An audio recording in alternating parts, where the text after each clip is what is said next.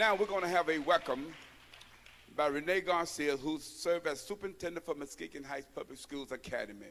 Renee.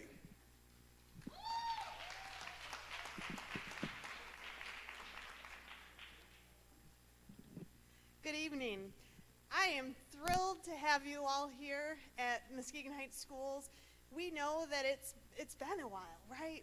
This has not been an easy journey in Muskegon Heights, but we are back. This building is your building. This is the community's building. And we have it out, yes, please, thank you. We have not always been able to use it in that way, but we are committed to doing that and committed to moving that work forward.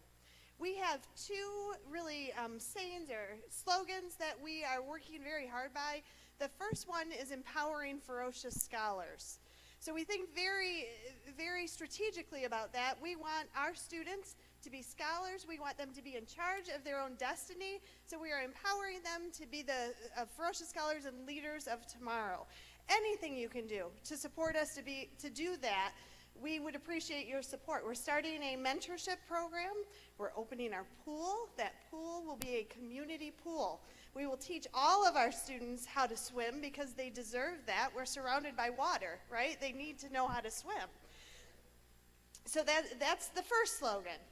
The second slogan is Together We Rise. And I cannot say that enough. The word together is all of us. It is not the school system and the city and the churches, all separate, right? We are together. We are one. We cannot do this alone. We need your support. I welcome you here tonight, and I welcome you here back to continue to work alongside of us with our students. I want to thank our wonderful students who have been helping us out here. Will you give them a round of applause for me?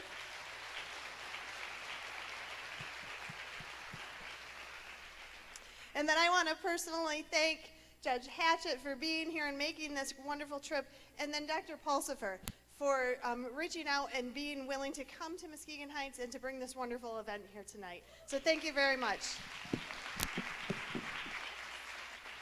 Thank you. At this time, we're going to have our occasion and purpose by Muskegon Police Department. That's none other than Chief Jeffrey Lewis. Thanks, sir. First, I want to say evening to all the teens and the young men and women here. Evening.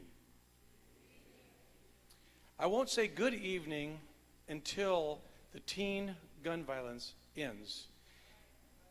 And when that happens, it will be a good evening. I'm humbled and honored to be here tonight because the community does care. We care about our teens. The attendance speaks for itself, that we're here because we care, and we're going to take some action.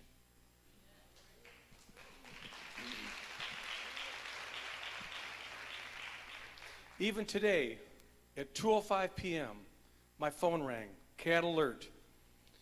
Again, it took away a little hope from me as I received a message that a parent reported to the police department that their son was shot and was being taken to the hospital by the parent. As my tank empties with hope, despair is quick to fill that emptiness. What are we going to do? What are we going to do? We're going to stop the gun violence here and now and tonight. This is where it starts.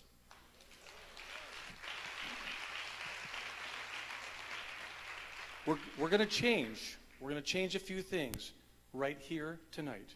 First, we're going to take the word sad. We're going to change it to stop. Yes, stop the gun violence between our youth in this community. Sad to stop. Then we're going to take the violence and we're going to change that to vigilant. Yes, we're going to work together. We're going to talk together. We're going to give our kids the long life that some of us have enjoyed, that some of these kids are not enjoying. Next, as we ponder, we talk. We ponder. We're taking ponder and we're going to turn it to purpose. Because yes, teens in our community have a purpose and a future. That is the only way to realize your purpose is you have to have longevity, correct? And one last thing, as I look in this crowd tonight, I'm seeing 8 people missing. You know who they are? It's the 8 people in my community that fell to murder in 2019. They're missing here tonight. Thank you. Thank you. And as we move forward, I will ask you to turn your attention to the bottom of the program. That's what the judge has asked, that there be no videotaping or recording in this event. So please, let's respect her wishes, okay? Thank you. And at this time, we're going to have the acknowledgement and recognition of our guests. Excuse me, I'm sorry. I'm getting ahead of myself. We will hear the voice of Muskegon and Muskegon Heights mayors. That's Stephen Gowan from the city of Muskegon. And then we're going to have the mayor of Muskegon Heights, none other than Mayor Kimberly Sims. So let's have them at this time. And we're asking everyone to please keep whatever you have to say tonight, keep it to 3 minutes, because I'll pull your coattail in a minute. Yes. Okay. I think he knows I can get long-winded with a mic in my hand when I'm asked to speak on behalf of my community. On behalf of Mayor Gowan, I would like to extend his apologies. He is not able to be with us this evening. He is in a council meeting, so he asked me that I share that with you all. So, on my behalf, I'm Kimberly Sims, the very proud mayor here in the city of Muskegon Heights.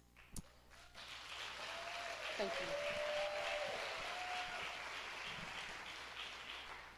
To Bishop Wells, to Elder Pulsiford, Social Justice Commission, thank you so much for choosing Muskegon Heights as the host city for Judge Glenda Haatchett. We are truly honored to be the city where she has ties to this community, and we're very proud of that. Amongst each one of us tonight, we sit amongst each other, irregardless of the barriers that man has placed on us, whether it's been race, whether it's been money, whatever it's been, but we come together in a common unity, and that's to stop the violence for our teens. To the families who may be present here tonight, who may have lost someone to violence, my heart to you and to your family. And if you just bear with me, if you could stand at this moment. If you're a family member and you've lost someone to the senseless gun violence, please stand.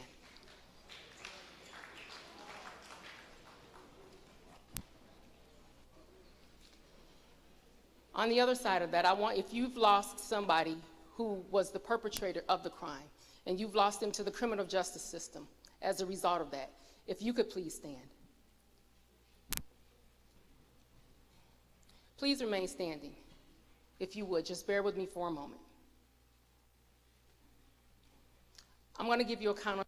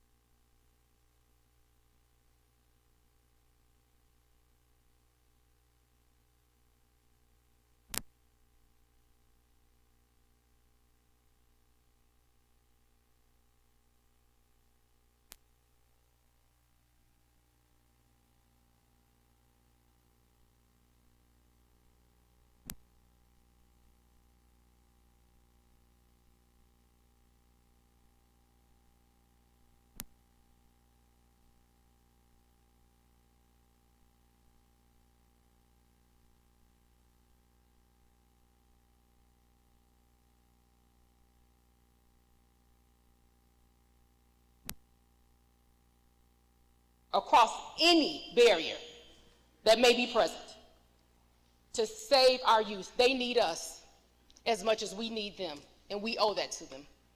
So again, on behalf of the city of Muskegon Heights, I say welcome, and I say thank you so very much to be here. We have other events that will take place, and we're asking you to come out again to support our families that need us as a community. Thank you all, and God bless.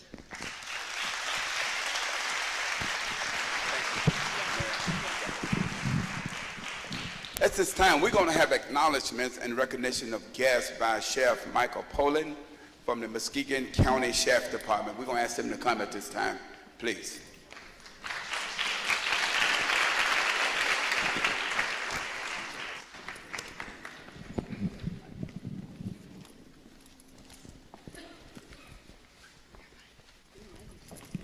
Good evening. My name is Michael Poulin. As stated, I'm your county sheriff, and I'm absolutely honored to be here today. I was requested to just run through some acknowledgments and recognition of some of our guests that are here. If you want to switch that up. There we go. If the people the individuals or the people that I acknowledge, if you could please just kind of rise a little bit or maybe raise your hand so people can see where you are. Mary Judnick from Senator Debbie Stabenow's office. Is Mary here? Thank you, Mary. Sarah Lissman from Congressman Bill Heisinga's office. Over here. All right. Colonel Joseph Gasper, Director of the Michigan State Police. All right. Joseph Dixon, U.S. Department of Criminal Justice, Drug Enforcement Agency. And with him, Steve Verdow, U.S. Department of Criminal Justice, Drug Enforcement Agency. Our very own attorney, Brianna Scott Associates. Brianna here? Oh, there she is. Bishop Nathan Wells, Jr., the founder of the community organization Giving Individuals Care. Oh, we're here today. How do you do, sir? If this, as a collective group, if you guys could please acknowledge, we're very grateful to have you here. Members of the Muskegon County Prosecutor's Office.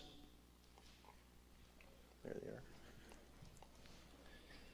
are. From Family and Juvenile Court Division from Muskegon County. Thank you. From the Michigan Department of Corrections. We should have a pretty good group here. There they are. Thank you for coming. City of Muskegon Heights Mayor, Mayor Sims, a few of the people are here. Mayor Garwin is not here at this time. Muskegon Police Chief Jeffrey Lewis. Muskegon Heights Police Chief Dr. Joseph Thomas. Captain Chris Stoliker from the Michigan State Police. Fruitport Police Chief Brian Michelli. Norton Shores Police Chief John Gale. And North Muskegon Chief of Police Ed Viverette. Over here. All right. We've already met, but at least to acknowledge, please, Renee Garcia, our superintendent here. Thank you for hosting us. Dr. John Severson, the area intermediate school district superintendent. There he is. Welcome, sir. And Randy Lindquist, the assistant superintendent for the MAISD. And last, Jim Nielsen, the Orchard View Public School superintendent. There he is. Okay. Give a round of applause, please, for these people that are attending this event with us. Thank you. Thank you, sir. At this time, we're going to have guns, which is an initiative here by Chief Joseph E. Thomas, Dr. Joseph E. Thomas. He served as the Chief of Police for Muskegon Heights Police Department. Dr. Thomas.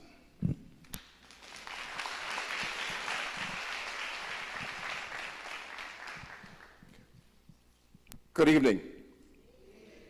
And they said it couldn't be done. It never happened in Muskegon Heights. Well, guess who came to dinner? I'd like to take this opportunity to tell you a little bit about guns. That's a weird name or acronym or initials for an event or a act like this. It started in 2016 when I arrived here, and I started talking about some crazy stuff like learned behaviors, about families and friends doing things to each other that they shouldn't do.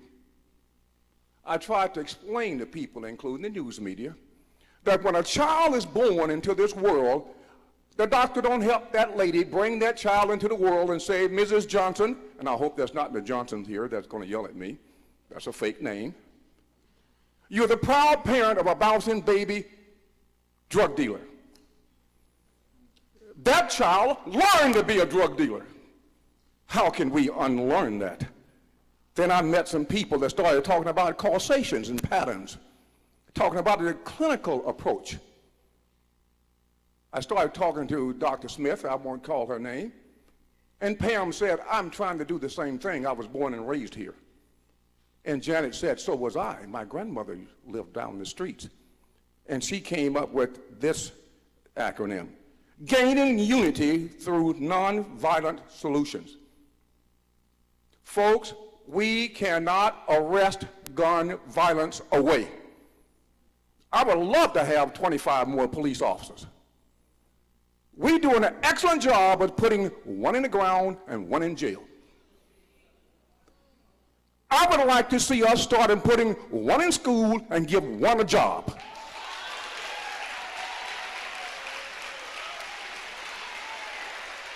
And that's going to take you and you and you. We cannot pray away. The good book says prayer without a movement is not heard by the supreme being. You got to move. You can't look at me and say, where are the police? Where are the person that raised that child? That's what I'm looking at. God works in mysterious ways, and I'm one of them. I do strange things to people in order to right or wrong. We took a look at this and we started talking about what citizens like. That's when Kevin and Justin came to me and said, let's try a different approach, Chief. What I am talking about in the guns program is driven by the community. The police department came up with the idea, and the people that live in Muskegon Heights and the city of Muskegon put it into action. So Robert Peel had it right the first time: the people, the police are the people. I'm just an extension of you. You don't like what I'm doing? Check yourself. Because I'm picking it up from you. You are teaching me. Well, they don't like the police. Yes, you do. How do you think we solve so many crimes? You don't tell your body that you like the police. That's what guns is all about. We took a four-pronged approach. Education to stop gun violence before it occurs. We also took another approach: prevention, emergency and medical response, and talking about the traumatization of gun violence. I do not want to forget the ones that are dead, but I also must not forget the ones that are paralyzed. I got people in wheelchairs that are less than 20 years old. That hurts just as much. I got grandparents that cry every night. I got to nurture them also. That's what guns is all about. The third approach: community outcome. Anybody can talk. It takes action to make a difference. I got people still laughing at me and saying, man, what are you doing in Muskegon Heights? And I said, making a difference. Making change. I sleep well at night. Like I tell most people, I like what I see here. I walk down the street and I see my father. I see my grandfather. Well, you don't live here. Jesus don't live here either, but he's coming back for us. That's what guns is about. The fourth approach is parents and guardian responsibility. Your child will not do what you tell them to do. Your child will do what they see you do. Until you change your behavior, you're going to still produce that gun violence. I can't stop a spouse from shooting another one. I can't stop you from shooting your sister. I can't stop you from shooting the kid that you played baseball with in middle school and high school and football. I can't stop that. But I can give you ideas and thoughts and care about you and show you a different way of doing things and change your behavior. So someday I can lay down in my grave and look up at the supreme being and say, I've done my best. Thank you, Chief.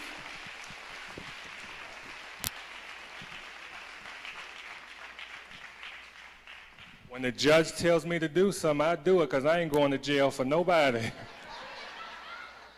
So Judge Haatchett said, if there's anybody outside, let them in. She said, text and tell whoever they need to get here. So she said, you young people, text your friend and tell them she wants them in this audience. She said, if they standing outside, bring them in the building. All right. Good. At this time, we're going to have the voice of our prosecutor. That's none other than Prosecutor DJ Hilson from Muskegon County. Let's give him a hand as he comes. DJ. Thank you. You know, it's unfortunate that I got to follow Chief Thomas, but I'll do my best. I got a lot of pastor friends in this audience that say that I was probably born a preacher, but I won't put on my preacher hat today. First and foremost, I want to thank you all for being here tonight. I'll echo kind of what everybody has said. This brings a lot of warmth and cheer to my heart. I've had the opportunity, the privilege, and the pleasure to serve this community in the prosecutor's office for over 20 years.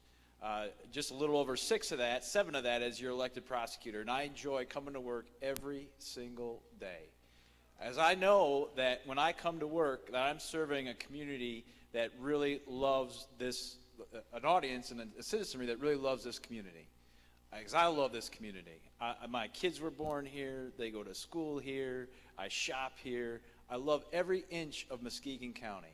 The one thing that really drives me crazy, and the one thing that I know that we're going to make a difference here starting here tonight, is this idea that as I have grown older in the job that I do, I keep seeing the individuals that come to the courthouse getting younger.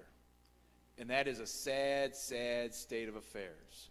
Not only do I see the individuals coming to the courthouse younger, but I see the victims of crime getting younger and younger. And I tell you what, when I look at my 15-year-old son, and I know that there's been 15 and 16-year-olds that have lost their life, I nearly lose my breath for just a second. And so we always ask ourselves, it always happens, and I see this happen time and time again, where the community will rally, and we'll have a rally for 2 hours or 3 hours, and there'll be fire and there'll be vigor, and we all want to make change, and that all of a sudden dissolves. And I wonder why. So tonight, my challenge to all of you is this, is that I know we're gonna hear some fire and brimstone tonight. I had a chance to talk with Judge Haatchett for a little bit, and I tell you what, she is a special lady. I'm looking forward to her message. And I hope, especially the young people in this audience, I hope that you listen intently. As I always tell people when I speak, I want you to take away at least one thing that she says, and I want you to hold that in your hearts and walk away saying that you're ready to make a change. Because what I see in this room is a lot of game changers, a lot of world changers. Us old folks, man, we're kind of on our back. We're on the back nine, as I play golf. So we're on the back nine. You guys are all starting on the first tee. And quite frankly, it's you that we need to hear from. I've attended a lot of different forums. I've attended a lot of different situations involving gun violence. And the one voice that I miss hearing is the young people. It's the young people. You cannot sit on your hands any longer. You have to be saying to yourself, I will not let one of my peers die today. I will not let one of my peers carry a gun today. That has got to stop.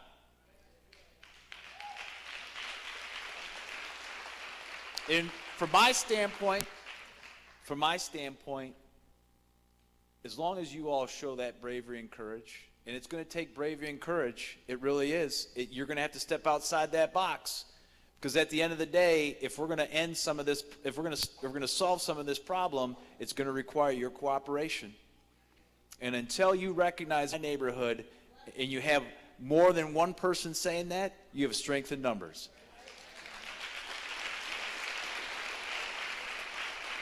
And I'll finish with this. This is my solemn promise to you, because I'm a young man, and I'm not going anywhere, God willing, and voter willing. God willing, voter willing. But I'm on a crusade, and my crusade is this, is that when the neighborhoods and the blocks say, not on my block, not in my neighborhood, you're going to have a prosecutor standing right next to you saying, absolutely, let's go get them. because we are going to stand together in solidarity. Because I'm tired of getting the text on my phone saying, shots fired in the city of Muskegon. Shots fired. I'm tired of it. And we're going to end this. Tonight is the night we start, and it doesn't end until it's... See Alexander, LMS, Standing Strong Counseling Services. Come on in, Miss D. And absolutely it is. Worry, are our streets safe? It's trauma. Muskegon County has done a really good job at reacting to gun violence. Certain organizations have gotten together and they're sitting at the table coming up with strategies, trying to find a solution to the violence that's occurring in the neighborhoods. And some of the churches have gotten together with the youth saying, what can we do? How can we make you feel safe? How can we make you love one another? How can we decrease the violence? Reaction is good, but I'm kind of optimistic, and I like prevention. So you say, Mitzi, how in the world are we going to prevent gun violence? I don't know if we can actually prevent it totally, but we definitely can decrease it. And I think if we take a different approach to the perspective of trauma, we might be able to help a lot of more young people and decrease the violence. So what I really wanted to do very quickly, and I know you're waiting for the speaker, is I just want to give you a definition for trauma. It is a deeply distressing or disturbing experience, the result of an overwhelming amount of stress that exceeds my ability to cope. So let's talk about this trauma thing. And I don't know if you know it, but research shows that trauma can begin when the baby's in the womb. If the mom is stressed, if she's in a stressful relationship, if she's stressed about her finances, if she's stressed about having this baby and not really sure if she wants this baby, guess what? For the baby, trauma. So let's take the baby and put the baby in the crib. Baby's crying, hungry. Is somebody meeting that baby's need? Is that baby crying and not being comforted? Is it hearing noises and hearing voices that they're afraid of and receiving no comfort? And when you come and change my diaper, you change it. You look at me, but you say nothing. And then you put me back in the crib. Trauma. So let's talk about the foster kid who's taken out of their home, put into a strange home in a strange place. Trauma. And then I moved from home to home because I don't know how to express the trauma. And you think I'm a bad kid, so you don't want me in your home anymore. Trauma. So then we talk about the kid that's at home. Everybody's fighting, dinner's not done, I gotta fix my own food. Might be some marijuana on the table, you might be smoking the marijuana while I'm there. You're using profanity, you calling me cute names that you think is funny, but I'm finding that hurtful. That's trauma. That's trauma. So what do we do with that? For every behavior, there is a cause. So we got to start looking at the cause. What's causing this trauma? Now, trauma is a big thing for me. So the phrase I'm going to leave you with is, let's become a trauma-informed community. Let's start connecting. So when I got this kid in the classroom and they're dysregulated, meaning they're running all over the place, hitting everybody, throwing things around, calling the teacher names, that's dysregulation. That teacher can say, hey, if she's trauma-informed, maybe there's something going on. Something's going on. Let me connect them to some other services. So let's begin to be a trauma-informed community. Thank you. Thank you. Okay, at this time, we're going to have the introduction of our speaker. And this young lady hails from Brianna T. Scott and Associates. And she's going to introduce our speaker tonight. And that's none other than, let's welcome Miss Attorney Brianna Scott.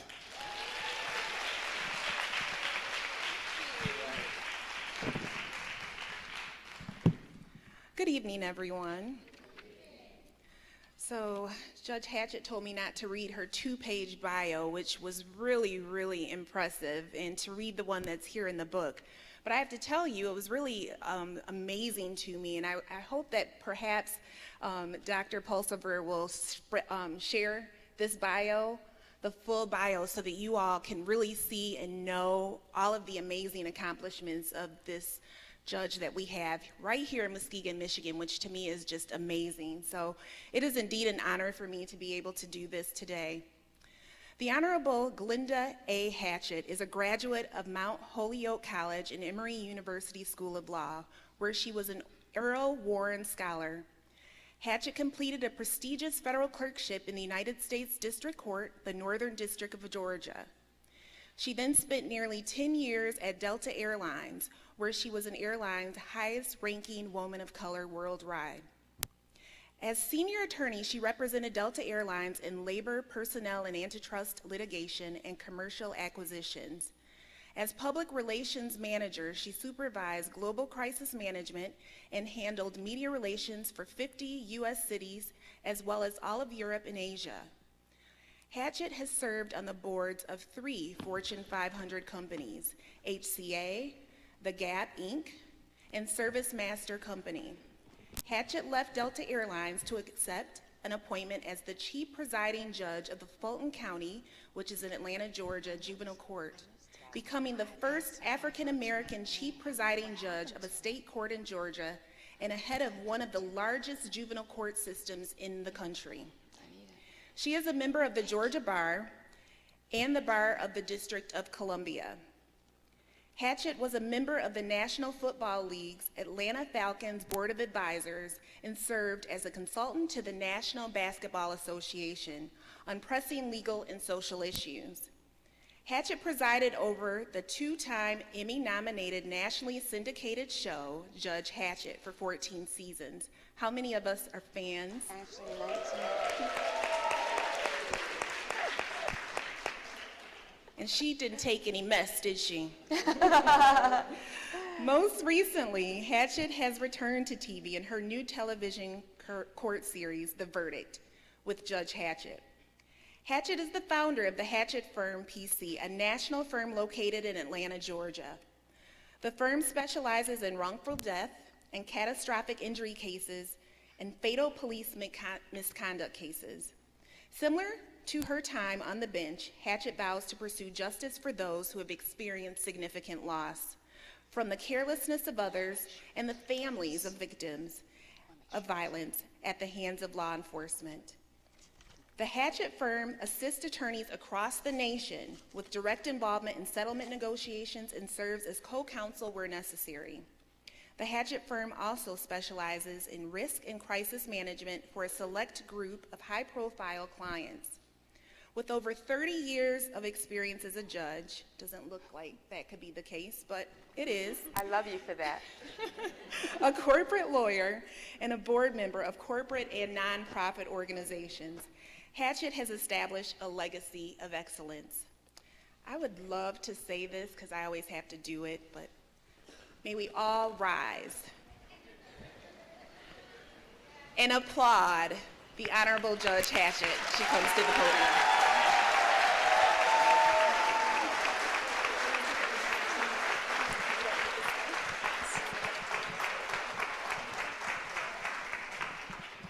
Facing the rising sun.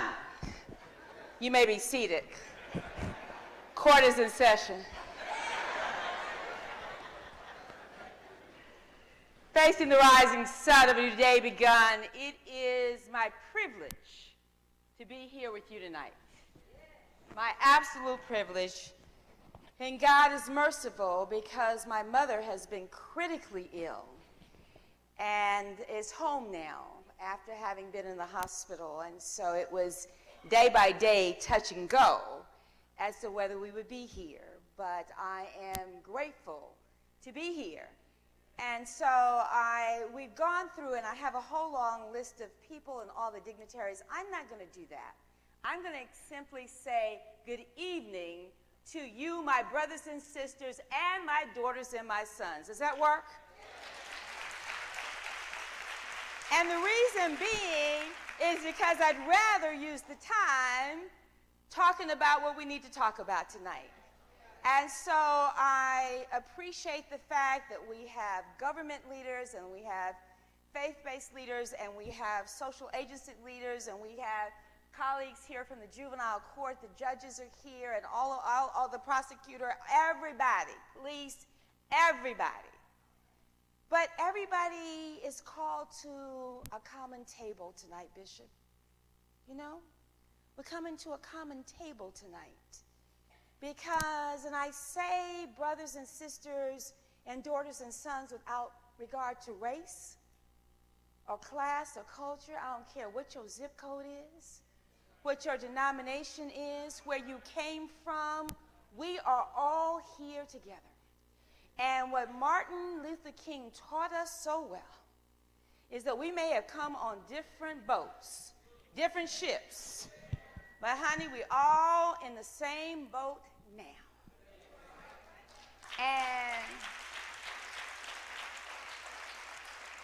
And either we're going to learn to live as brothers and sisters or we're going to perish as fools. And so we got work to do here tonight. And the reason, and I'm not trying to be a diva or anything about saying, you know, for folks not to take, let me tell you what happens because I want to be real candid with you tonight. And I don't want anything to be taken out of context and posted because I've had that to happen to me before. And I'm going to try, you know, Aaron, how much time do I have? Oh, okay. All right. I'm checking in, Bishop, because, you know, I'm black and Baptist, you know. You know, and I'm going to call the reverends about you because you're up here trying to preach about a license being ordained. We're going to talk about you. No. But in all seriousness, this is important to me. But before I do anything tonight, I have to recognize Aaron. Because Aaron has been in the standing in the gap. He has been a righteous brother. And I just thank you. And so people say, well, Aaron, how'd you get the judge to come? How'd you get the judge to come? Well, Aaron and I have known each other for over 10 years. He simply picked up the phone and called me.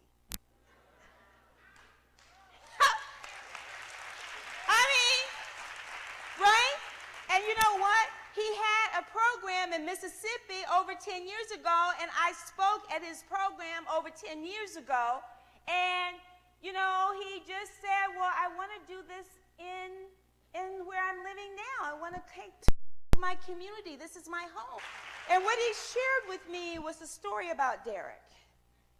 And Derek is not more precious than any other child who's been lost. But he told me Derek's story. And he said, I got to do something, and we've got to do it differently. I don't know, and I say this to all of you officials, prosecutors, the police, the superintendent of schools, everybody. I don't think I've ever been, and I have been doing stuff all over the world. I don't think I've ever been in a community where everybody was at the table.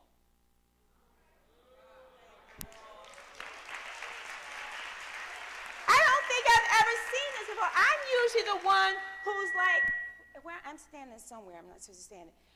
I'm usually coming in and saying, come on, judges, come on, principals, come on, police, come on, you know, city council, come on, mayors, come on, state police, I'm like usually the one trying to get everybody to come. Come on, preachers, come on, but here you are. So we are already on the right track. So that's what I want to talk about, and I want to celebrate that tonight. And don't take Aaron for granted now. Come on. He's in the trenches every day, standing in the gap, trying to make a difference. And so we got to not only pray for him, we got to support him and the work that he is doing. So we love you, and we appreciate you, and we thank you because, see, we don't want to look back on this situation and say, why didn't we? You know, I tell people all the time, I got enough stuff to explain at the pearly gates trying to get into heaven. I don't don't want to explain why I didn't do what I could do when I could do it. Right? So, let's be very clear. The ground rules are this. This is not designed to talk about how bad the problem is. I got a bunch of stats on my iPad, and I sat there and said, why am I going to go through this? We know how bad the situation is. The question becomes, what do we have the courage and the commitment to do to make it better? And that's the conversation we're having tonight. Eric Gardner, who you remember, was the man in New York who was on the streets saying, I can't breathe. I can't breathe. Over and over, I can't breathe. Well, I gotten to know Eric's mother. And the first time I met her, it was my privilege, Aaron, I never told you this story, privilege to be in New York at the big convention center in New York, where I moderated a panel of mothers whose sons had all been killed by the police. Except one exception was Trayvon Martin's, because technically he wasn't the police, but we know what happened there. And when we got to Eric's mother, she said to me, she said, Judge, we cannot just have a moment. To your point, Mr. Prosecutor, we cannot just have a moment. We must have a movement.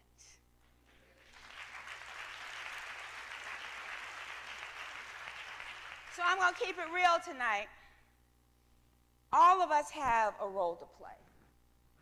Juvenile court judges, where are my judges? I know some here. I'm so glad you all are here. I may offend some other judges, I don't care. I think that the juvenile court judges are the most important judges in the system. Why?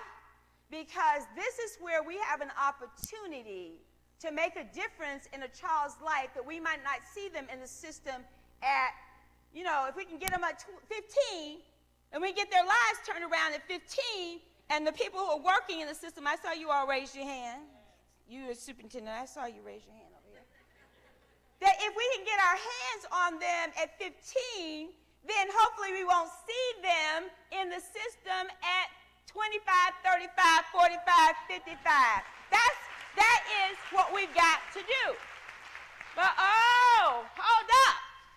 I want to back it up, because I don't want them to be in juvenile court at all.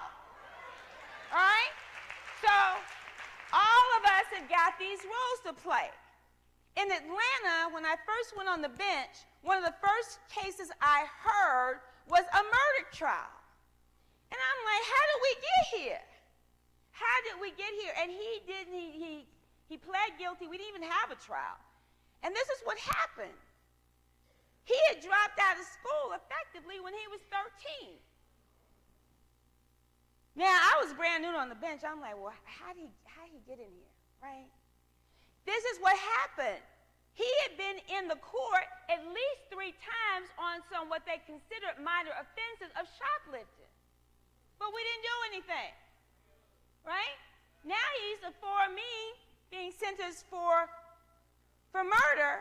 But this is the story. He dropped out of school. He became a drug dealer. He shot a competing drug guy.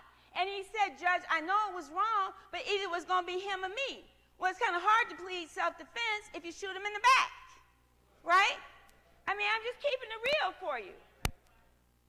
But if you look at the situation, he had a little sister and a little brother, 2nd grade and 3rd grade. They had perfect attendance. At 15, he had the responsibility of caring for his 2nd grade and 3rd grade siblings. The only money that was coming into the home was the money that he was getting from the drug dealing. Now, it is easy for society to write him off as a thug. But you cannot fix it unless you understand it.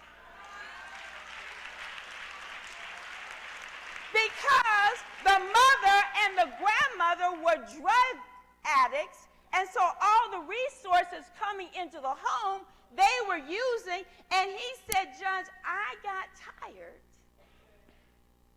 of seeing my brothers and sisters with no heat and no lights and no food. And if you really looked at it, what he was doing and everything I had gone back to look at, the reason he was stealing stuff at the grocery store.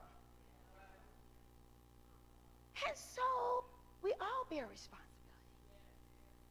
We all bear responsibility because there was a teacher who didn't bother to refer it to some social agency to figure out why the child wasn't in school. How you gonna have a child out of school since he's 13? So, I had to call a meeting. I did.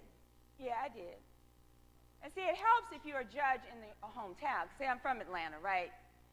And so one principal, unlike your principals, Madam Superintendent, sent me a message, tell that judge downtown she don't run my school.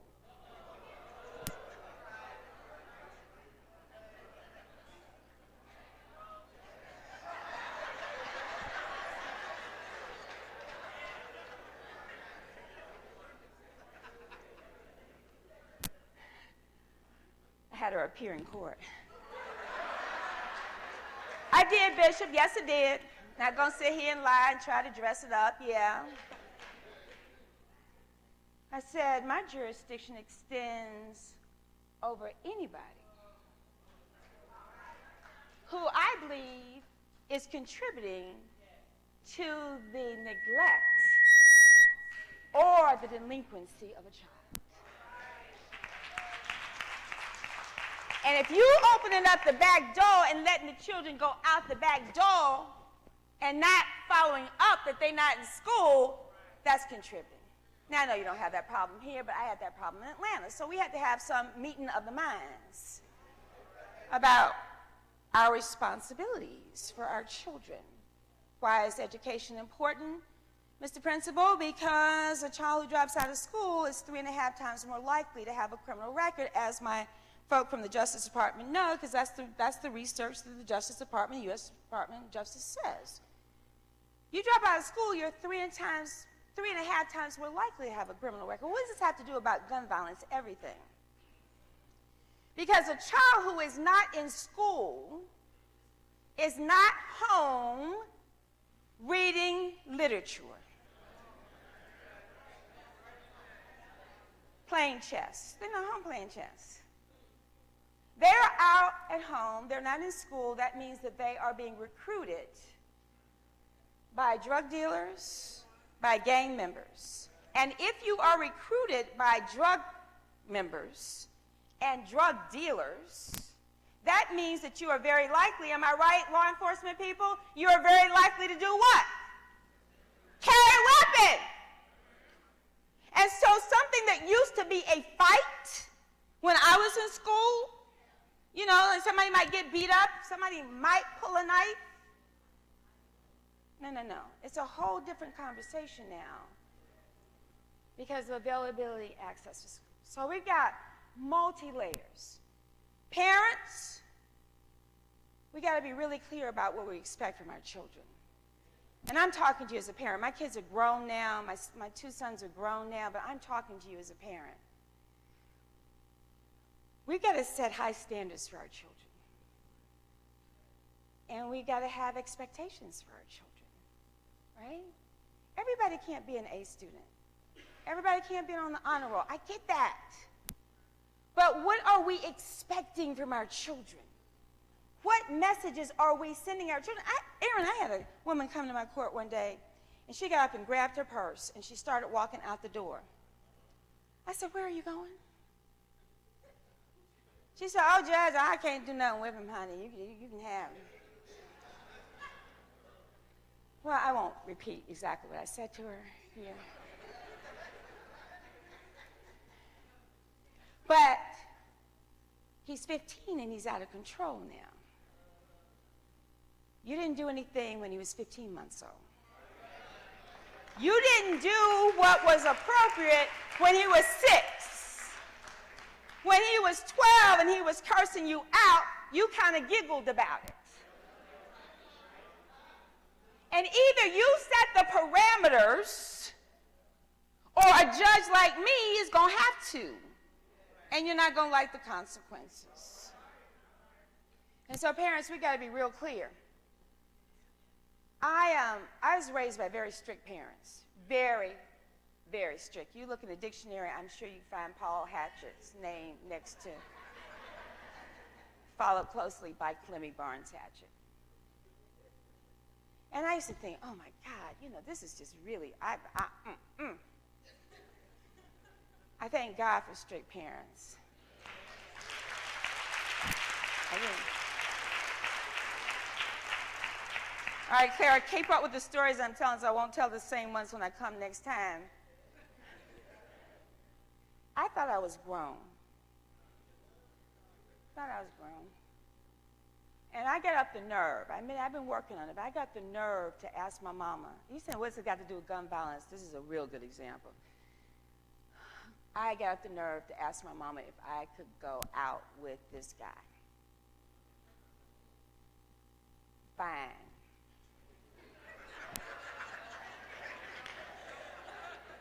Chocolate fine. Tight jeans, leather jacket, fine. Did I mention that he was fine? Did I mention he was fine? Leather jacket, and he was a Cadillac. He was in high school with me. I was a senior in high school.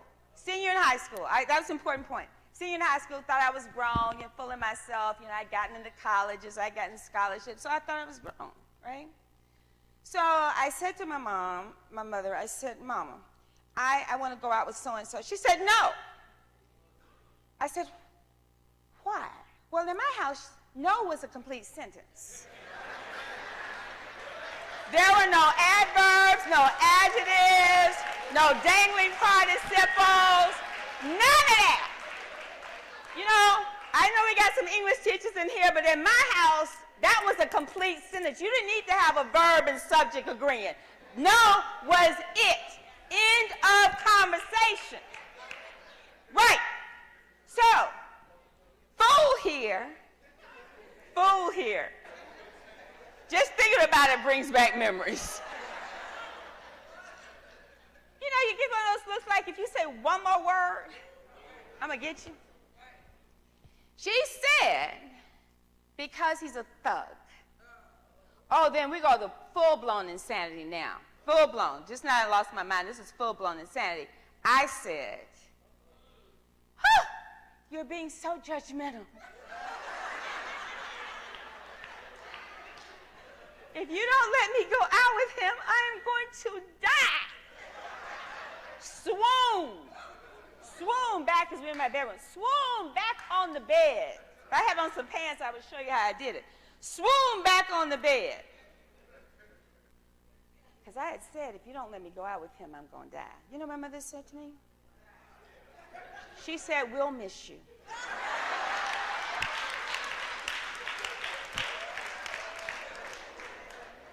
She meant that. And then she said, but don't worry, I'm going to call Juanita Sellers Brothers Funeral Home. We're going to put you away really nicely. And I'm going to go out and buy myself a new dress, a new pair of shoes. This is when I told the story, when I first told the story, because for a long time I was too embarrassed to tell the story. My mother interrupted me in a speech at the Carter Center, the Carter Presidential Center. I am invited to speak. My mother is sitting on the front row between President Carter and Mrs. Carter. And my mother interrupts my speech and she said, that is not what I said. She said I was going to buy myself a red new dress and a red new pair of shoes. I was like, oh, my mother didn't stand here and said that. And that's exactly what she said. So fast forward, that was my my senior year in college. I go away to college. I come back home for Christmas. Young people, what did I do? Where are my young people? Who did I go out with him? Who thought I went out with him? You think I went out with him? Did I just decide, I was grown, really grown, then and I went out with him? Hear me on this one. And for a long time, I didn't tell this story because I was really embarrassed to tell this story. But I'm going to tell you this story. All my teenage girls, stand up in the room. Stand up. Stand up. All of you, all the teenagers, stand up.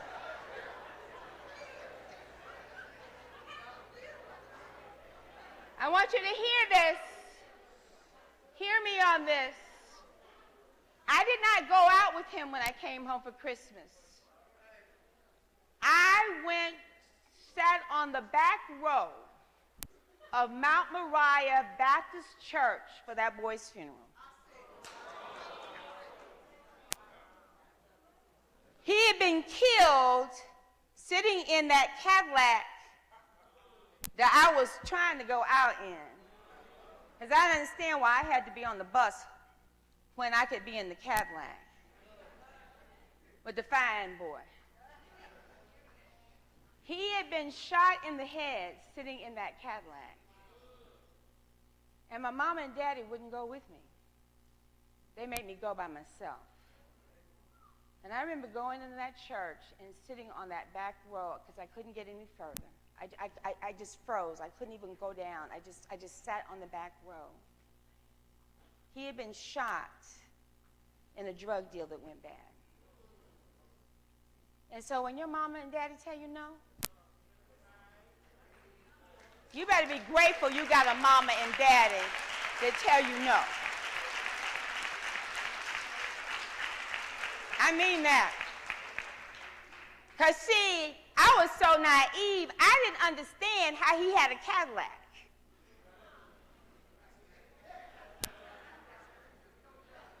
I just knew that he was fine and he had a Cadillac. But my mother, in her wisdom, knew.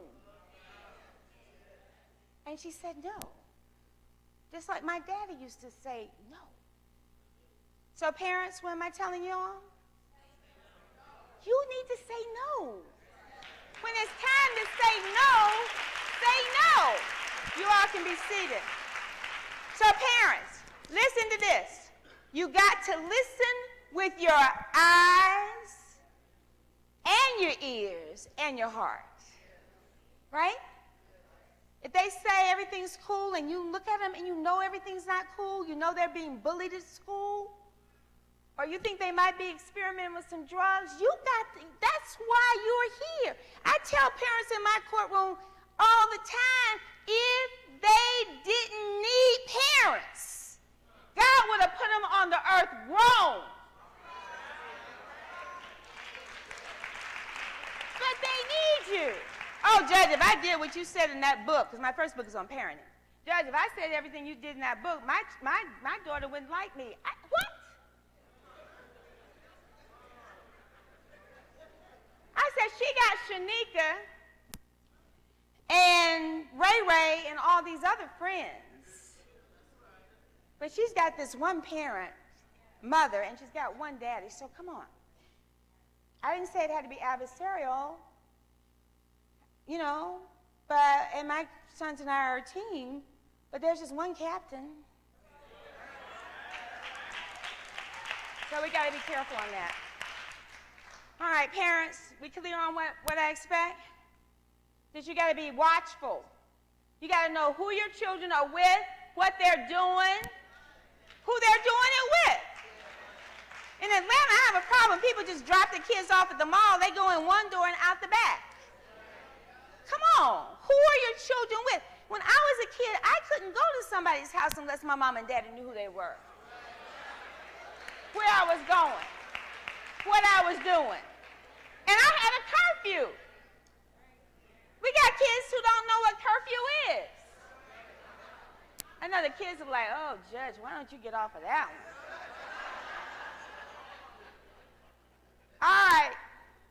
All right, my teenagers, who's born? What month is this? October? Which ones of my teens have a birthday this month? Who's born in October? Stand up. All my October babies, stand up. Come on, I'm not gonna arrest you or nothing. Come on. All right, all my October kids, I need you on the stage right now. Quickly. Yeah, it's great. You're gonna love it. Come on, right now. All my October babies. I saw you sit back down. I saw you sit back down. Get back up. Come on. Come on. Don't sit back down. I need you. October babies, let's go. Right now. Quick.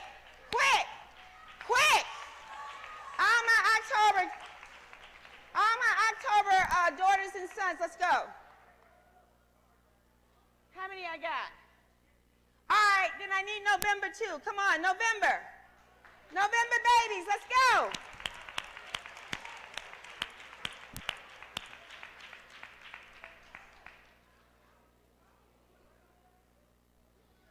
All right, quickly, I need a mic, Aaron, because they're going to have to say something.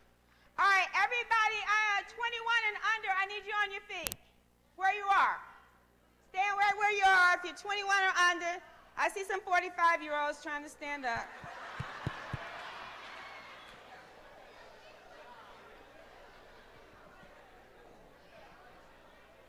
Good. All right, hold that right there. Okay, this is what we're going to do. Watch this. I want you to think about this. If you could do anything in the world, what is your dream for your life? The sky's the limit. You could be anything you want to be. I want you to think about what that is, all right? You got that in your minds? All right, I want you to close your eyes, and I'm going to count to 3, and then I want you to yell it out as loud as you can. All right, ready? You got it? You ready? What is your dream for your life? 1, 2, 3. I love it. All right, let's go. All right, you got to listen. We got to be respectful. You can sit back down. All right, you got to tell me what it is. All right. My dream is to become a registered nurse. All right, cool. Next one. My dream is to become a physical therapist. All right. My dream is to become an artist. All right. My dream is to play in the NBA. All right. My dream is to become an early childhood education teacher.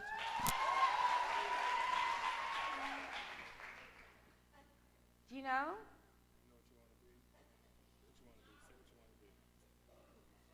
Come on, sweetie, you can say it.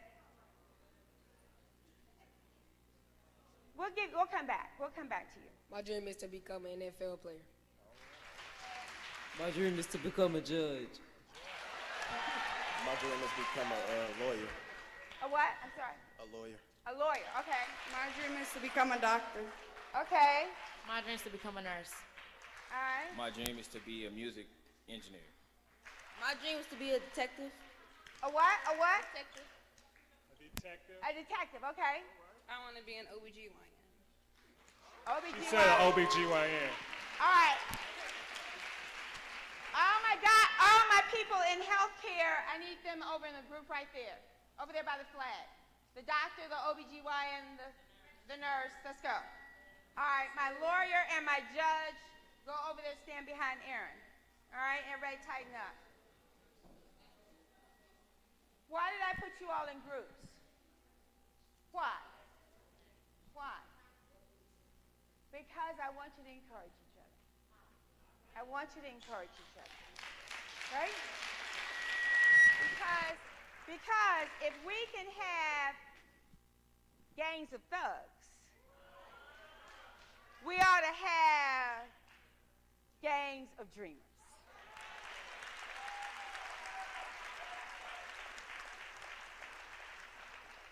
And so I expect that there's going to be some stuff. Attorney Biana, I need a little mentoring of these two in the legal profession. We're going to get some mentors. Who's my law enforcement detective? Somebody wants to be a detective? You, all right. Somebody, all right. Sheriff is going to mentor you. We've got artists. Anybody in here who's an artist that can help me with this young man who wants to be an artist? Okay. All right. Cool. All right. We'll see him later. All right. Who else have I got? You got, all right. Wait. For my NFL and NBA players, what's the backup plan? That's what I always ask. What's the backup plan? What's your backup plan? What's your backup plan? What you going to do when you retire? Well, I need you to think about that. What's your backup plan? To be a detective. To be a detective. Okay. Everybody's got to have a backup plan. You know, because everybody doesn't make it to the NBA and everybody doesn't make it to the NFL. We've got to have a backup plan. Anybody who stood up who's under 21 just want to stand up and shout out to me their dream? Anybody just, come on, here you go. A business owner, who else? Who else? Come on. Say it. Communications, anybody else? Yes. Mechanical engineer, yes. A pharmacist, yes. Trained those from the military, yes. Anybody else? Come on. Right here, oh yes. You want to be a rapper? Okay, we got a music engineer we need to hook you up with.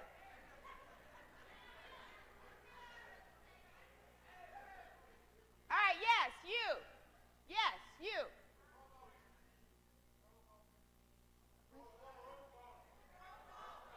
Golfer, a pro golfer, got it. Yes. A psychiatrist. Yes. Astronaut. I love it. Yes. What? Travel nurse practitioner.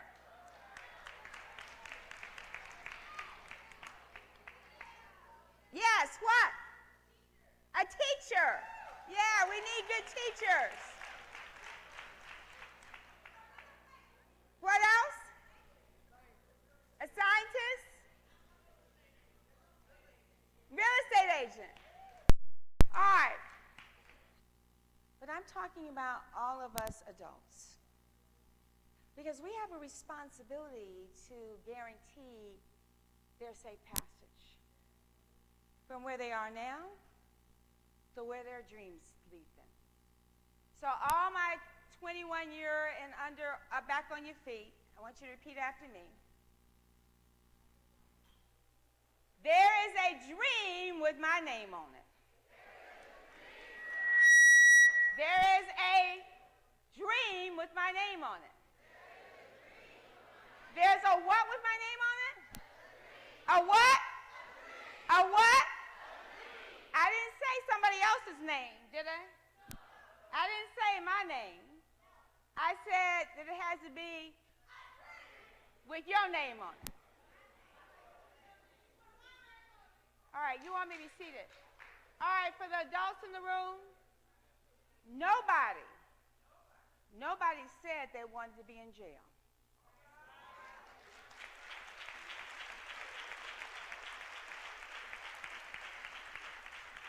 Nobody said I want to be a drug dealer. No one has said I wanted to shoot somebody dead. No one said I wanted to be a thief. I wanted to be a prostitute. Nobody said I wanted to drop out of school. And so we have got to listen. So there's an assignment, because I'm going to be back. I don't know when we're going to be back, but I'm going to be back. But there's an assignment for every adult that has a child in their home. You're supposed to ask them that question. What is your dream for your life? Then they are supposed to give me something. Give me your program. They are supposed to write it down. You can do poster board. You can decorate it. If they're little, you have to write it for them. If they're old enough, let them write it for themselves. I want them to write it. And then I want them to tack it above their bed. Why? Because I wanted to be the last thing they see every night when they close their eyes. And I want it to be the first thing they see every morning when they wake up. Because I want them focused on the dream. So, when your friend tell you you need to just not do your homework, or you don't have to go to school, Mr. Principal, see, we're not going to have that. We're not going to have that. Because we are got a whole city, a whole county full of dreamers. That's what we're doing. We're raising up a generation of dreamers. Because we don't want to bury not one more child. Not one more child. We don't want to lock up one more child for murder. Because we want them to see the goodness and the mighty, mighty potential in them. And so I had this whole thing that I was going to talk about collaboration. I don't have to talk about that here because y'all already working on it about how we're going to do it. One more thing I want to share with you. You all can sit down. One more thing I want to share with you. Thank you. Weren't they wonderful?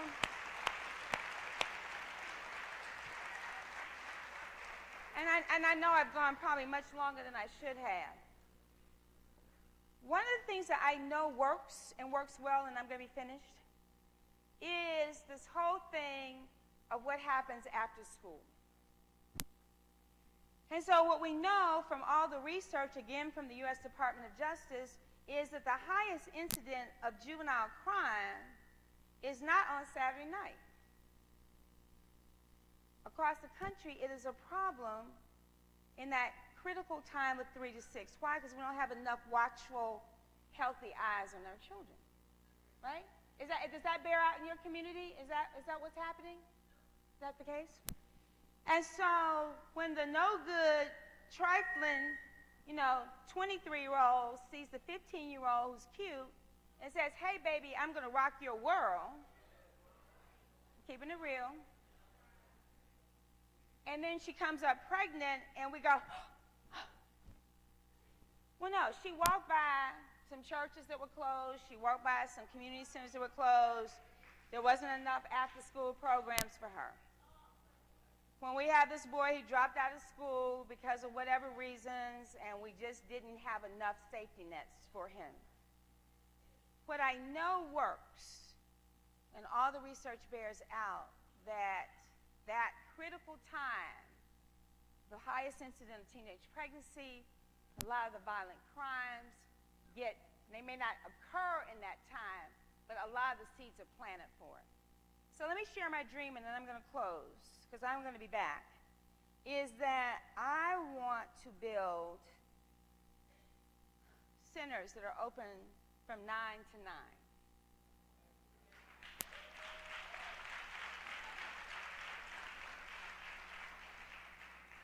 And maybe that's not a problem in this community, but it's a problem in a lot of communities I visit around the country.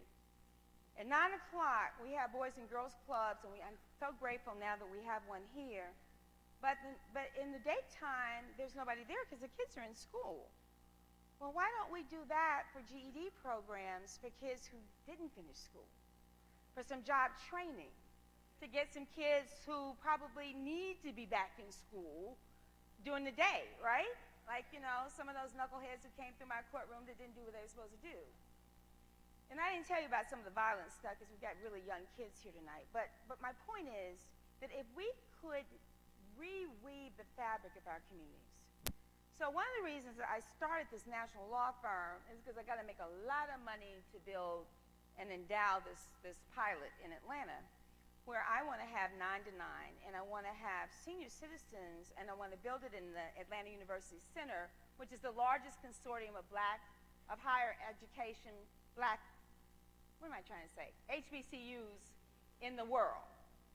And for our white brothers and sisters, that's the historically black colleges and universities. So I want Mr. and Mrs. Jones, who didn't get to go to college, to get a CAU ID. Get a college ID and take classes that the kids who are graduate students and upper class people and the center at Spelman and Morehouse and Clark and AU will teach him. But this is the real one thing I want.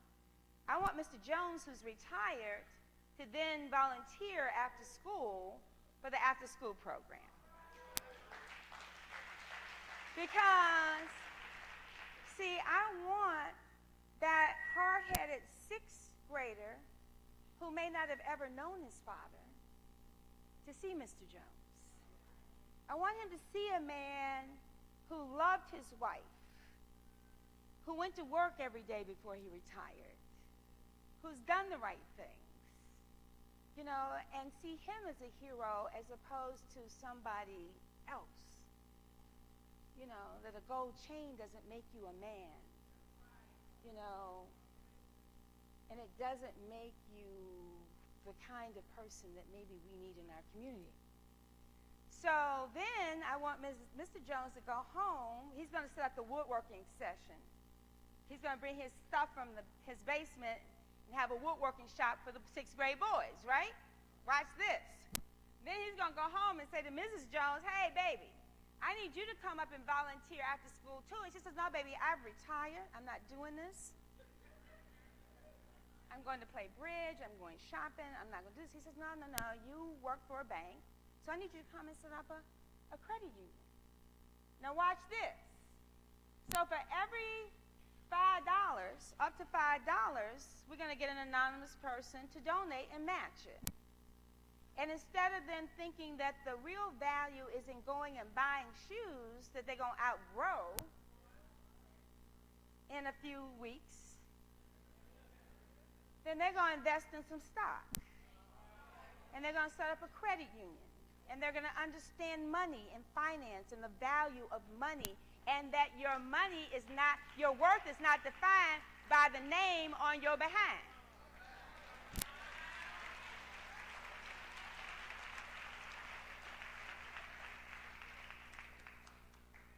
And so we rebuild the fabric of a community. And so for kids who don't have a place to go at the end of 6 o'clock, the center is open until 9. But then there's the adult part. And people come and take classes at night. And there's music classes and art classes and whatever, I don't know. But just a way of rebuilding the community in a way. So now Mr. and Mrs. Jones can go to prayer meeting on Wednesday night and not worry about being safe. Because the kids are going to look out for them. They're going to take care of them.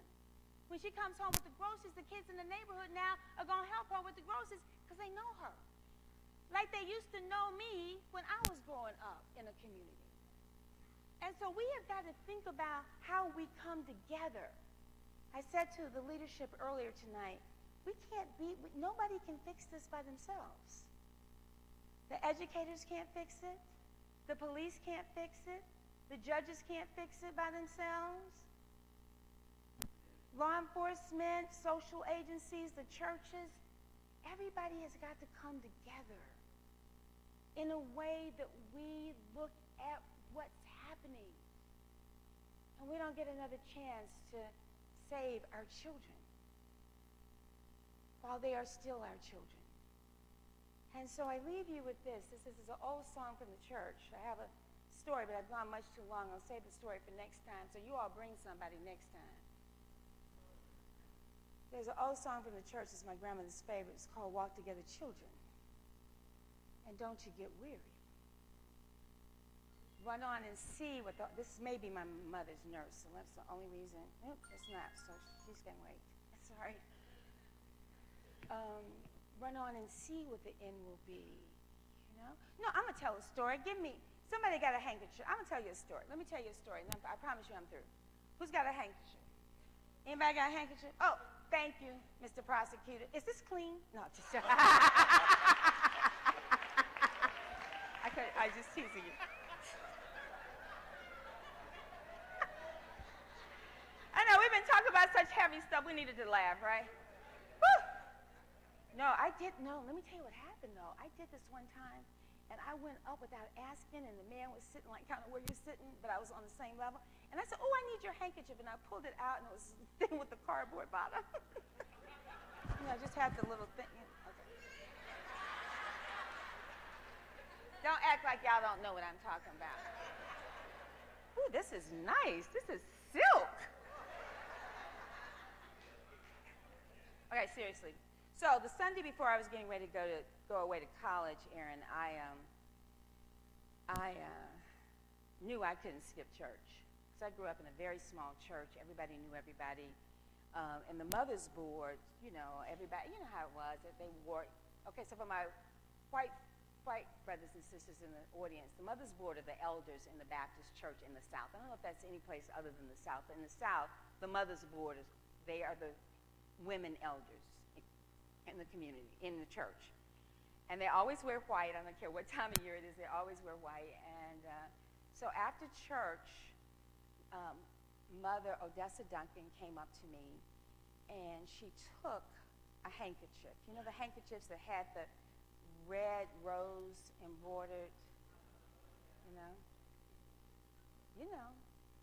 and she nodded 4 silver $50, one in each corner. And she took it, Madam Superintendent, and she literally reached for my hand, and she took it and she closed my hand tight around this handkerchief. I'll never forget it. And she looked at me and she said, baby, you run on. I can't go where you're going. But baby, you run on. Never forgotten it. I don't know how far Mother Odessa Duncan got in school. I don't even know if she finished high school. But what I do know is that she prayed for me.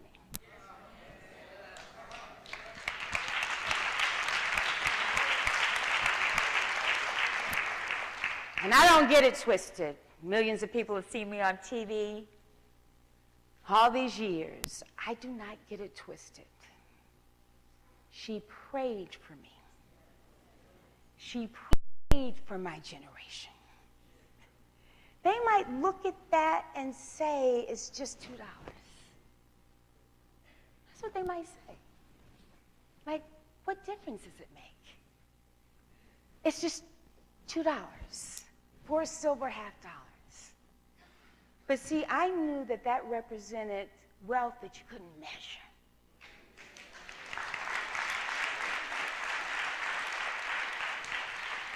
Because, see, she had run her leg of the race. And what the message was that Sunday was, baby, it's your turn. You know, if you're in the relay and the race and, you know, that part where they get the baton and they hand off the baton and it's your turn to run that race, well, you cannot fumble the baton. You can't sit there in the race and say, I don't want the baton. You got to take the baton and you have got to run your race. And that's what I see this work as being. That we are called on now for a time like this. That we must run our part of the race. Because we don't have a choice. We have got to get it right. And so we can't say we're tired. We can't say, well, it's not my problem. We are called on to run this race. And so when she said, baby, you run on. That's the challenge. Muskegon County, it's the challenge that we're all called on. For us to look at our piece of this and figure out what we do here and now to make it better. And so, baby, run on with your best selves. Thank you.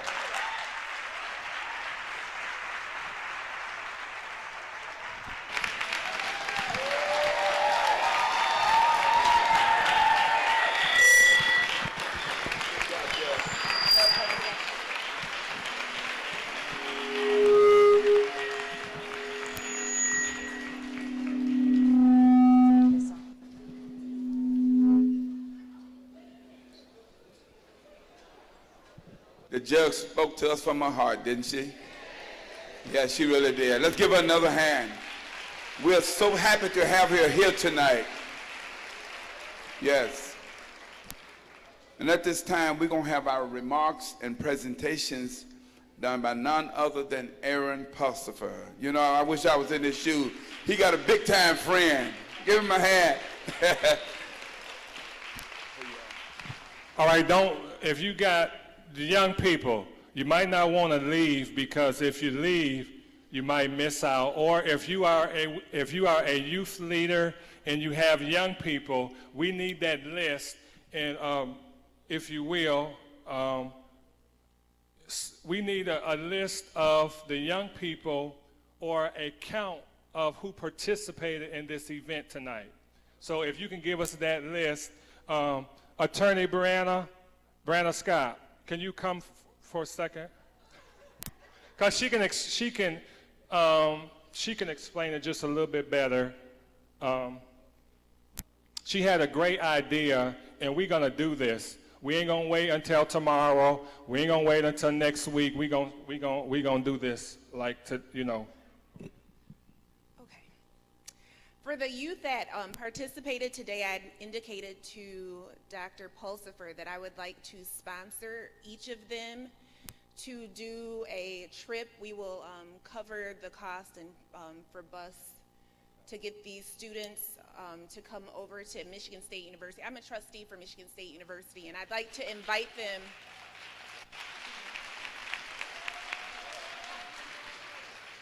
to come onto campus. And what I'd like to do is have them come and go into the dorms and eat. I'd like to take them to see where students live on campus, do tours of the athletic facilities, as well as letting them see the classrooms, because I think one of the biggest things that we can do is to inspire our youth that there's something bigger than what they see here in their communities. And so that is why Aaron is asking for that list, because I need a count, I need the names, and so I can start trying to plan for this to take place sometime in the fall, or in the spring, sorry. All right. So again, I'm so thankful that you all came out. Let's everybody give yourself a hand tonight. Let's give the Honorable Judge Glenda Haatchett a hand tonight.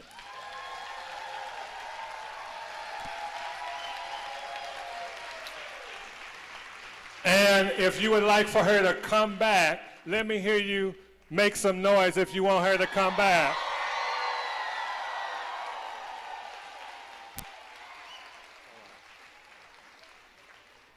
She will be back.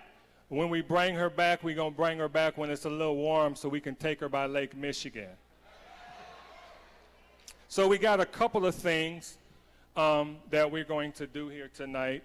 So Judge Haatchett does not know that we're about to do this, so I'm going to ask that if you have a presentation, Judge, you want to come? Somebody might want to get out there clean.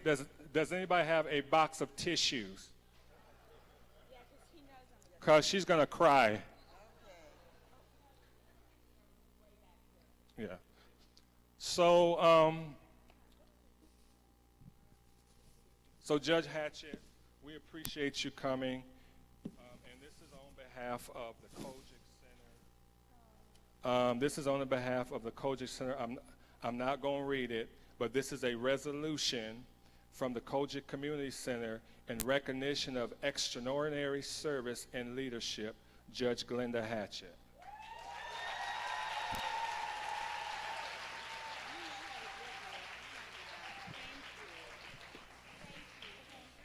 All right.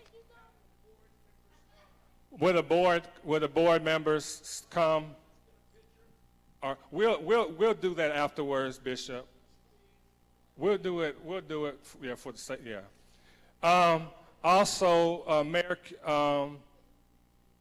if anybody has a presentation, Ms. Garcia, if you have something that you want to do for the judge, come right now.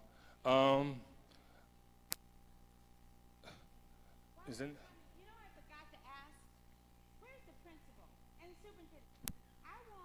Can we Can we have a week where we don't call the kids by their names? Can we do that? I want them to call them by their dreams. You know, like, why can't we call them? Why can't we call them astronaut? Why can't we call them teacher? Why can't we call them doctor? Why can't we have a week in the school system where we just call our children by their dreams? Can we do that? Can we do that, Mr. Principal? Can we start it here? And they're just establish a week where everybody gets called by their dreams? All right. That was just on my heart. Ms. Mayor. Judge Haatchett, it's indeed an honor and a pleasure. If my colleagues could please stand with me, any council members that may be present.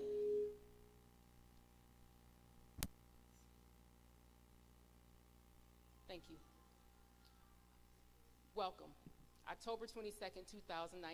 Greetings from the city of Muskegon Heights. Whereas we are indeed happy that you have chosen the city to help us bring unity in the community, and whereas we hope that you will explore our city, next time you come back, we're going to go to lunch. And as much beauty and extract as much beauty and love as you can from our entire city, as we do. And whereas the city of Muskegon Heights has hope for our youth, and we are reclaiming our city, and whereas the city of Muskegon Heights realizes that it takes a village to raise a child, and we are glad that you are part of our village now. And we now, therefore, be it resolved that the city of Muskegon Heights extends a warm welcome to Judge Glenda Haatchett, and we pray that your stay here will be pleasant and filled with the abundance of love and friendly fellowship. Signed, the Honorable Mayor Kimberly Sims, Mayor Pro Tem Vernell Smith, Councilwoman Bonnie McLaughlin, Councilwoman Kelly Kitchen, Councilman Marshall Cook, Councilman Andre Williams Jr., Councilman Walter Watt Jr. God bless you. Thank you.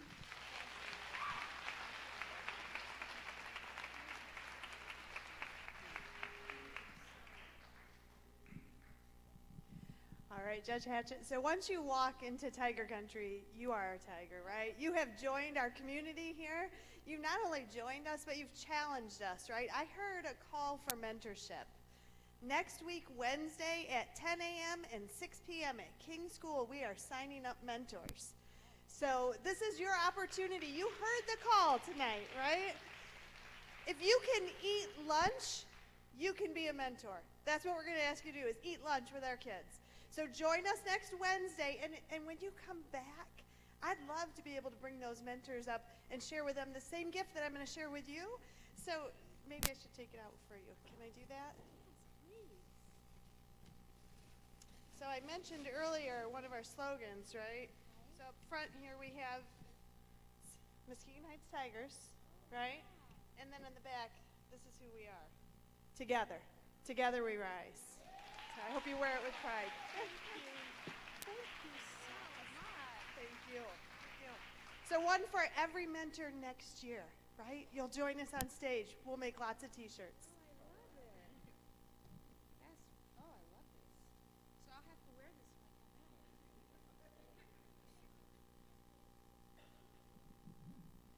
Good evening, Judge.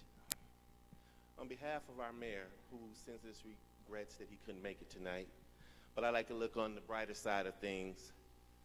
You got me, the vice mayor, Eric Hood. Judge Haatchett Day.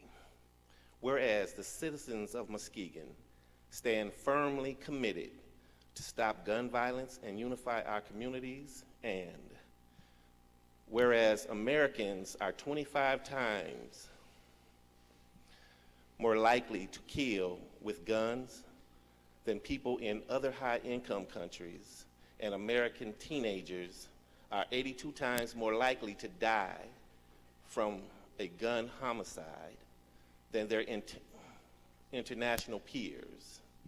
And whereas protecting public safety in the communities they serve is among the governor's highest responsibilities, and whereas Judge Glenda Haatchett has teamed up with the city of Muskegon to initiate a Let's Stop the Gun Violence, Hope for Our Youth campaign, and whereas this initiative is imperative as we work to fight gun violence, both in our state and on the national level.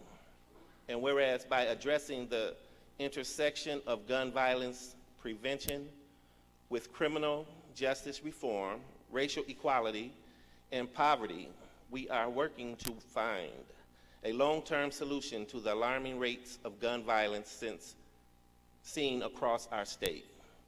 And whereas among her many noteworthy achievements, Judge Haatchett accepted an appointment as Chief Presiding Judge of the Fulton County, Atlanta, Georgia Juvenile Court, becoming the first African-American Chief Presiding Judge of a state court in Georgia, and head of one of the largest juvenile court systems in the country.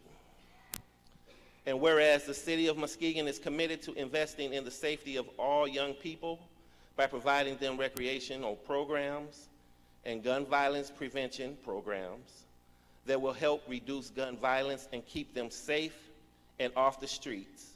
And whereas we renew our commitment to reduce gun violence and commit to do all we can do to ensure those who would seek to harm others or themselves do not have access to firearms, and encourage responsible gun ownership to help keep our children safe. Now, therefore, Stephen Garon, Mayor of the City of Muskegon, do hereby proclaim October 22nd, 2019 as Judge Haatchett Day in Muskegon.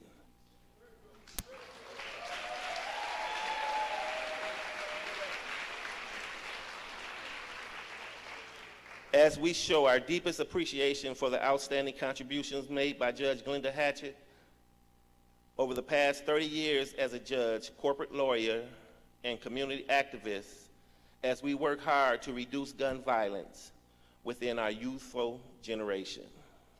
Thank you. Thank you very much. Thank you. My pleasure. Thank you. Thank you. R, I need you to stay seated. So you might want to pull your ticket out, because if you're sitting here and you don't have the pink R, the officers are going to ask you to leave. So your ticket needs to look like this, and it needs to have an R on it. If you don't have a ticket, then your name needs to be on the list that we have. So it'll be a ticket like this with an R. So if you was a juvenile court staff, they have it. So everybody else, if you do that's sitting